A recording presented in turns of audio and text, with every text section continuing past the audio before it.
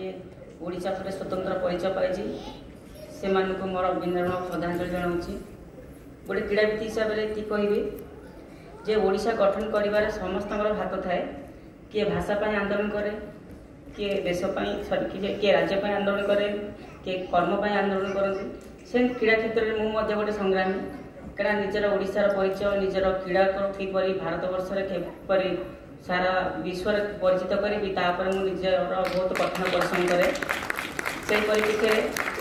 में 2006 मसीह मोर प्रथम जातीय स्तर में मेडल हासिल करी। मो क्रीड़ा जीवन बहुत गरीब अवस्था सृष्टि होता क्या गोटे घरे 6 भौणी भाई बापा माँ को नहीं 9 जन परिवार से भाई गोटे गरीब परिवार भितर गोटे क्रीड़ाविद होबार बहुत बड़ स्वप्न था मोर। हेले से स्वप्न साकार हम बोली मुझे स्वप्न भाव नी कहीं परिवार सिचुएसन एत खराब था जे गोटे ओड़ी खाइले गोटे ओड़ी उपास रहा पड़ता। आउ से भाई गोटे गरीब अवस्था परिवार में गोटे भल क्रीड़ाविद होगा देशपाई खेलवा राज्य गौरव आने ताहा मो स्वप्न था। किंतु से स्वप्न को साकार करने मत अक्लांत परिश्रम करा पड़ता। अनेक बाधा विघ्न आसी अनेक कष्ट आसी मो जीवन में किंतु मुझे संघर्ष करी पिला बेले गरीबी को सामना करी खेल जगत में अनेक संघर्ष करी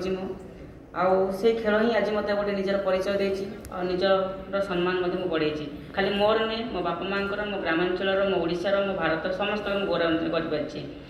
क्रीड़ा क्षेत्र में पाखापाखि 1500 मेडल अर्जन करी मो क्रीड़ा जीवन में। खाली अनेक सम्मानजनक पुरस्कार पाई जमीक महामहिम राष्ट्रपति अर्जुन पुरस्कार पाई ओडिशा क्लब अवार्ड विश्व टांगा award Odisha citizen award Odisha गौरव अवार्ड सहित आंतरिक स्तर में Vogue Indian magazine women of the sports award PBC news award पाखापाखि अवार्ड संख्या देखा 2000 ऊर्ध हम पुरस्कार मुझे ता सब पाई मो संघर्ष मो परिश्रम जो मुझे खाली एति कहबी परिवार वर्ग मानू क्या समस्त भावती पिलाटी पाठ पढ़ले शिक्षित हम शिक्षित हेल्ले किसी भविष्य में गोटे बड़ व्यक्तित्व बन किंतु क्रीड़ा भी गोटे एक माध्यम जोटा कि निजर भविष्य गढ़ी पार और क्रीड़ा द्वारा निजर परिचय सृष्टि कर जो क्रीड़ा आज मत निजर गोटे परिचय दे पार्टी दिन था क्रीड़ा को लोक मैंने बुझी पार ना जानी पार ना जदि पिलाने खेलिया चाहूले पढ़िया जाते निजर बापा माँ आकट करुले पढ़िया छाड़ू ना कि आज दिन में उल्टी जाइए। आज क्रीड़ा निजर भविष्य समस्त गढ़ी पार कहीं राज्य सरकार हूँ केंद्र सरकार समस्त पक्षर आज विभिन्न प्रकार योजना तैयारी पिलाମାନଙ୍କୁ किपरि सुविधा देई हबो क्रीड़ा जगत केमती आहुरी उन्नत धरण करहब से परिप्रेक्षी में राज्य स्तर आरंभ कर आंतरिक स्तर में जहाँ जहाँ सुविधा दरकार सब सरकार बहन कर क्रीडार भित्तिभूमि स्थापना करने सहित विभिन्न आंतरिक क्रीडार महाकुंभ आयोजन कर